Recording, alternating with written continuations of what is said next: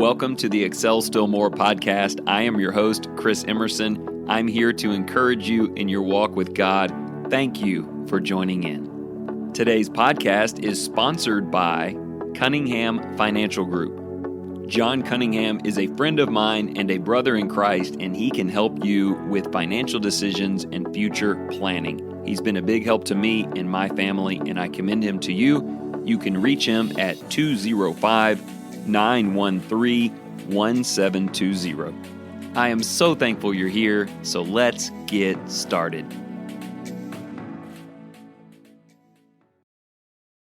Hey, welcome back. As always, I'm super thankful for your support. Today, I feel like there are a dozen things that I want to share with you.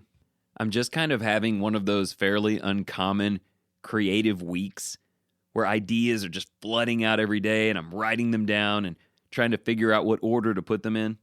I have that little extra sense of optimism that there are things we can do that matter and that they please God and that God has gifted us the lives to do them.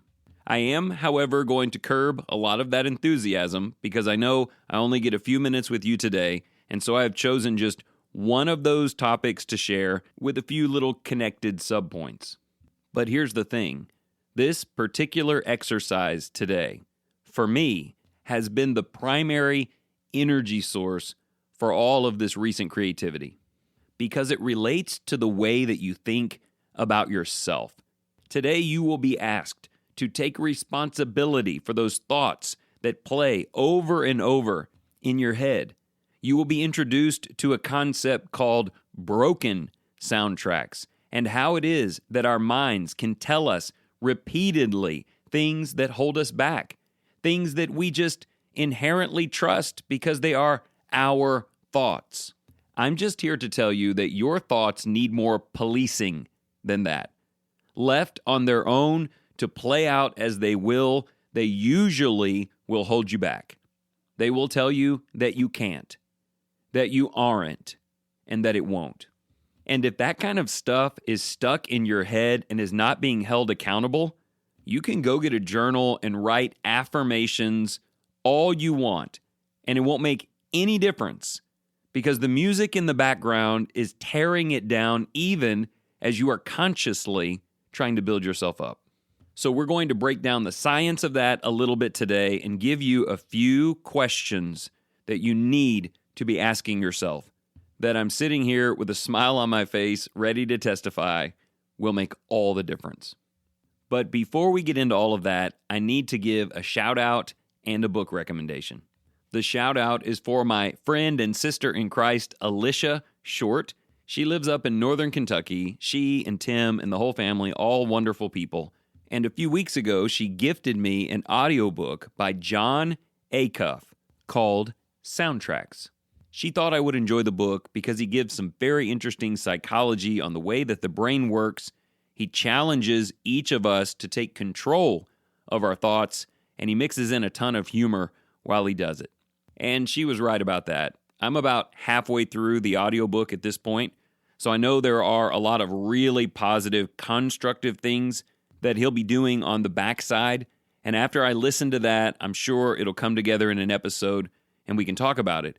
But the things in the first half really enlightened me to things that are happening in my head that I couldn't previously explain, things that I didn't think I could do anything about. And now I know that I can, and I'm doing it. So even if I'd finished the whole book, we would probably have to break this into two pieces. So consider this part one.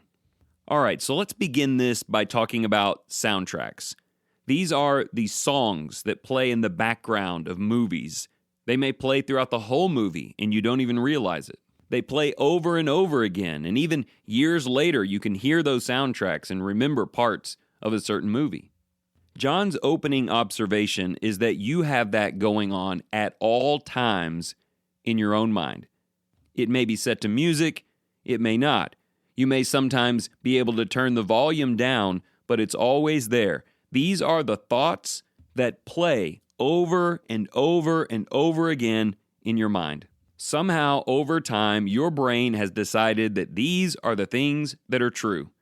These are the facts of the case, and everything you decide to do or not to do has to connect itself to these ongoing beliefs that define you. Now, he did not have to convince me of that. I mean, I don't know about you, but I've always got this voice playing in my head, setting the limits, the governor, on what I can and cannot do. Maybe it keeps reassuring me of who I am and who I'll always be. But oftentimes, that's not good. How am I going to become someone else when there is this constant voice in my head saying, nope, it's all been settled. This is you, and I'll just keep telling you things that we know about you to make sure that you don't change. And this is about where the first eureka moment came for me. He cited some studies and different things I won't include today, but he said, if you just let those soundtracks run and you don't manage them, you don't hold them accountable or challenge them, they will play on, and generally, they will be negative. They are limiters. They are comfort zone controllers. And again, in most cases, if you do not know that they can be unreliable, if you are not aware that they must be challenged, then you will just believe them. If you've always told yourself you can't do something, then that's what you'll always believe. This can certainly work in the positive direction, which I'm sure we'll touch on at the end today and in the follow-up episode. But I'm most concerned with people who are stifled in their journey to excel still more because their greatest enemy is the ongoing voice inside their head. Now, you may be thinking, and this could be one of the broken soundtracks playing in your head, that you need to trust that because it's you, and your thoughts are revealing what is absolute, and you shouldn't listen to some guy on a podcast. Just go back to what you know about yourself. Well, let me give you 3 reasons right now why you should not settle for that sandwich of bologna.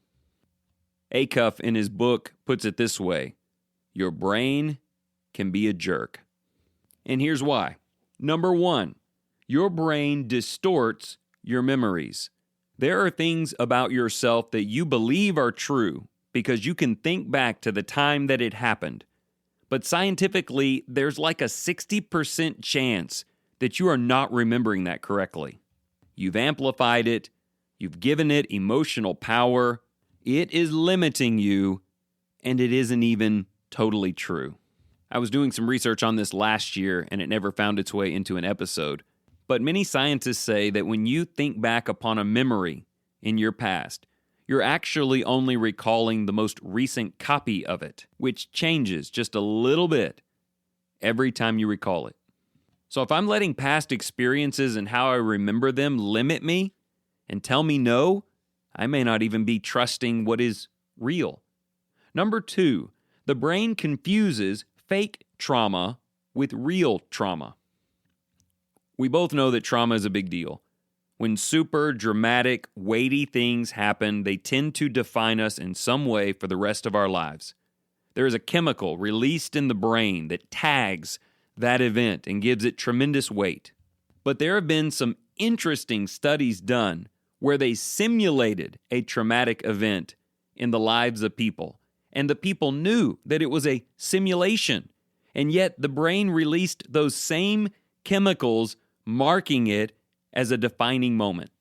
I was thinking today, this is probably why movies can hit us so hard. We know they're actors, and we're watching a scripted film, but our brain doesn't really understand that, and so it responds as if it's really happening. Well, look, that's fine if you're watching The Avengers or something, but that's not fine if you're letting your past feelings about something and how traumatic it was and how many doors it shut keep you from opening doors today. Because while there are truly terrible things that we face, there are a great many that were not so terrible and shouldn't be given the same kind of weight. Jon talked about in the book how he wanted to become a public speaker, and he handed out all these flyers, and he showed up with 1,000 buttons to hand out, and 2 people came. And how in the months to follow, his brain really wanted to categorize that as total catastrophic failure, never do that again. But it wasn't. It was an experience. He needed to reevaluate his approach, but it did not deserve to be weighted as something that could hold him back from his dreams. Number 3, your brain likes to believe what it already believes. I think they call this cognitive bias. We are aware of bias in other people, where they can't say what they know to be true. They can't even process it for what's right in front of them because they're already predetermined to align with one thing or another. Well, check this out. If we don't get involved in this mental process, we do that to ourselves. I liked one of the examples in the book. Maybe a mom says, "I'm disorganized, I'm late for everything."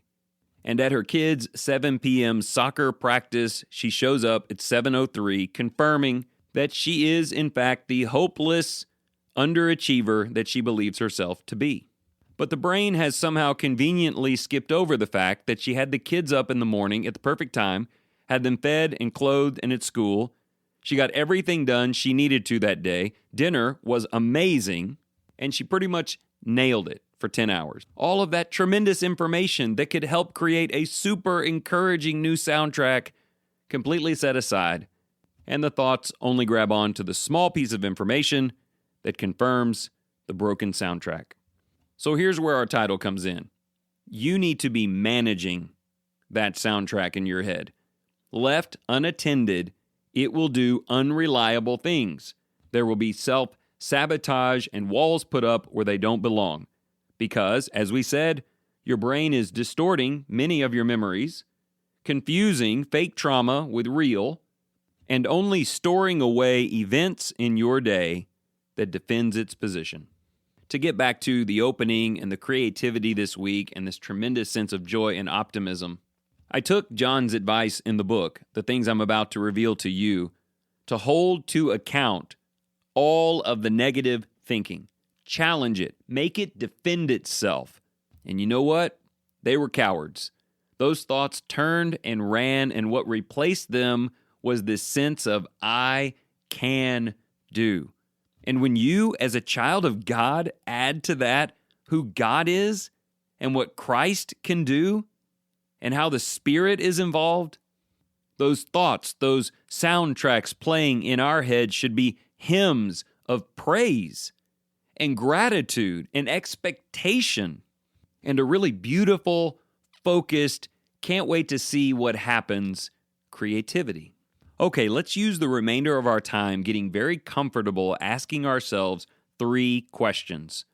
When you start hearing that voice again, when somehow emotionally you just keep falling back into that same comfortable rut, ask yourself this question. Is it true? Is this thing I think about myself or about someone else, is it really true? Is it factual? Is it something that is proven? Something absolute, non-negotiable? Or do I just think it is? And I'm going to tell you right here, a lot of that negative mumbo-jumbo, limitation garbage will not pass this test. I mean, you may come up with one example here or there that backs it as possibly true. But remember, those recollections probably aren't accurate. So don't give them all the weight in the world. Take control of the way you think throughout every day, that tune that plays, and make sure that it is actually believable. And maybe this takes a measure of humility. I don't know. If you're someone who thinks that everything you always think is right because you're the one who thinks it, then your soundtrack is managing you. And you need to start asking some important questions. Question number 2, is it helpful? You know, it may be that something that you always rely on has evidence for it and passes the truth test. But then you have to ask yourself, is it something that leads me to productive action? Or is it something that renders me inactive? Because it can be somewhat true and yet completely worthless. This is usually when our thoughts include words like always and never. I'm always running behind because I don't know how to manage my time. I'll never be a great student and get the grades that other kids get. Look, you may be running late a little more often these days, or maybe you did do poorly on your most recent test. But using absolute, settled law, negative language is not going to encourage you to do better. How can you tell yourself that same truth, but do so in a helpful way. So you're still addressing the same problem. We're not repressing thoughts on a certain topic. We're just managing them, reconstructing them to be optimistic, to encourage creativity and change. Maybe it's something like, these last couple of tests have not gone well, but I know exactly what I can do this week to turn it around. And that leads us to the third question that I want you to challenge yourself with all throughout this week. Is it kind? These thoughts that I keep having, are they a blessing to me or are they a curse? Now you might say something like, Chris, look, if it's true, it's true. If it's unkind or harsh, that's just the way that it is. And look, I know you're only saying that because that's the way you talk to yourself, but I think that soundtrack might be broken. And as Dr. Phil would ask, so how's that working out for you? Jesus was pretty harsh and direct with people in the New Testament, but they were destitute, prideful, pharisaical haters of him who needed to be rebuked. But then there were those who definitely needed to change, who had made a ton of mistakes, but who had soft hearts, who were listeners and learners and ready to try new things. And those people he spoke to with tremendous kindness and mercy. And that's who you are, right? I mean, you listen to content like this podcast because you believe in the power of incremental, steady change. We believe in direction, not just position. And we know that God values people who want to get better. So ask yourself, are these things that I believe about me, are they kind things? Are they hopeful things? And we have a great test for that. Are you ready? I love this question. These things that you tell yourself, if you told them to a friend, not once in some special circumstance, if you told these things to a friend every day, day after day, would they still be your friend? And look, there's time for a little tough love and correction of a friend or stating facts that are not pleasant to hear. But I'm not going to go up to a friend who has unfulfilled potential and say, look, man, you're never going to be any different than where you are. Your whole life has proven that this is it, and there's nothing you can do to change it. None of which, by the way, is true. And you can go out and try some new things and make some effort, but we both know you're going to end up right back where you started. That is not helpful. And if you'd have made these different decisions 10 years ago, your whole life would be different. So you really blew it. That is terribly unkind.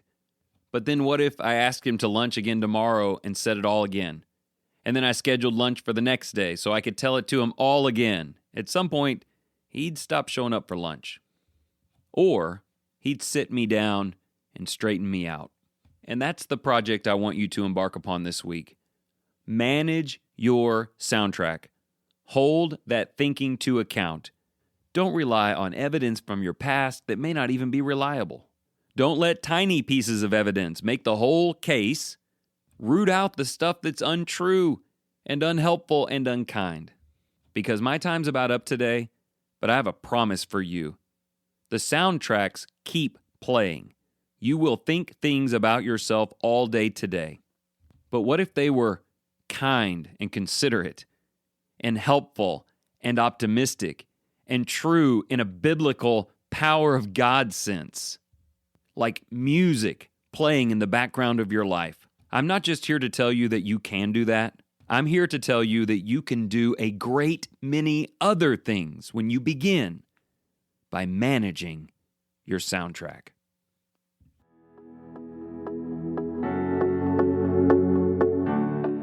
Thank you so much for joining in today. If you enjoyed this program, consider sharing it with your family and your friends. And if you're just in search of deeper Bible study or you want to share the message of Jesus with the children in your life, remember to go to creationtorevelation.com. This wonderful company, run by Christians, provides beautiful illustrations of Scripture from beginning to end, putting the spotlight on Jesus. And remember this, whatever you choose to do today in the name of the Lord Jesus Christ, excel still more.